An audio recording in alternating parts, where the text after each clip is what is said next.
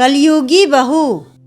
रमा जी की बहू आस्था जैसे ही उनके और उनकी सहेली कांता जी के लिए चाय नाश्ता रखकर कमरे में गई, रमा जी कहने लगी, राम बचाए ऐसे कलयुगी बहू से।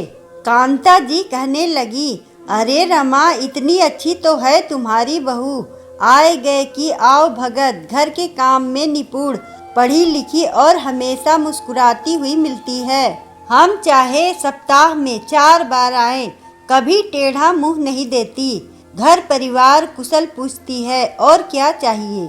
इतना सुन रमा जी चिढ़कर बोली, अब तुम्हें क्या क्या बताऊं, बस दूर के ढोल सुहावने हैं। कल मेरी बेटी दिव्या का फोन आया कि वो अपने दोनों बच्चों के साथ 10 दिन के लिए आ रही है। बुधवार को तो ये महारानी कहने लगी कि दीदी आप शनिवार को आ जाओ, मेरे दोनों बच्चों के पेपर चल रहे हैं। अरे कौन से कलेक्टर के पेपर है, अब क्या मेरी दिव्या इसकी मर्जी से आएगी जाएगी, ये मेरा घर है, वो जब चाहे अपनी माँ के घर आए।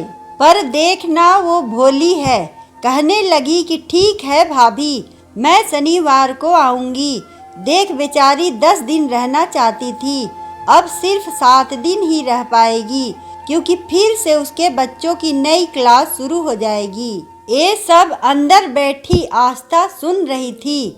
चाहती तो बाहर जाकर कह सकती थी कि दीदी भी तो बच्चों के पेपर खत्म होने पर ही आ रही हैं। अगर दीदी आए और मैं बच्चों को साथ खेलने ना दूं, तो पेपर के चलते तो चारों बच्चे उदास हो जाएंगे, फिर दीदी की आओ भगत ठीक से नहीं कर पाऊंगी, तो भी आप मुझे 4 महीने सुनाते रहोगे। और वैसे भी आस्था की और दिव्या की बहुत बनती थी, दोनों जब मिलती तो खूब गप्पे मारती। सोचते सोचते आस्था 3 साल पहले की यादों में खो गई, जब बच्चों के पेपर के दिनों में उसके मामा ससुर अपने पूरे परिवार के साथ आ गए थे।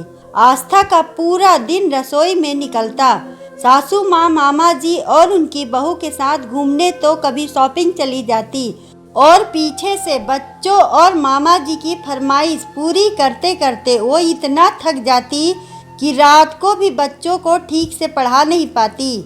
नतीजा ये हुआ कि उस साल दोनों बच्चों के नंबर नीचे गिर गए और उन्हें स्कॉलरशिप नहीं मिली। इस पर अभय ने उसे और दोनों बच्चों को कितना डांटा था। फिर अब तो बच्चे बड़े हो गए हैं तो पढ़ाई और भी मुश्किल हो गई है, ज़्यादा समय देना पड़ता है। अब वो ऐसी लापरवाही फिर नहीं करना चाहती। आस्था ने दिव्या को अपना समझकर जो कहा, क्या उसे वो कहने का भी हक नहीं? क्या एक बहू अपने ससुराल में सिर्फ काम करने का अधिकार रखती है? क्या सच में इतनी सी बात से वो कलयुगी बहू कहलाने योग्य है? अपनी राय जरूर बताएं। अगर आपको हमारी कहानी अच्छी लगे तो वीडियो को लाइक करें, चैनल को सब्सक्राइब करें और कमेंट में बताएं कि आपको कहानी कैसी लगी। धन्यवाद।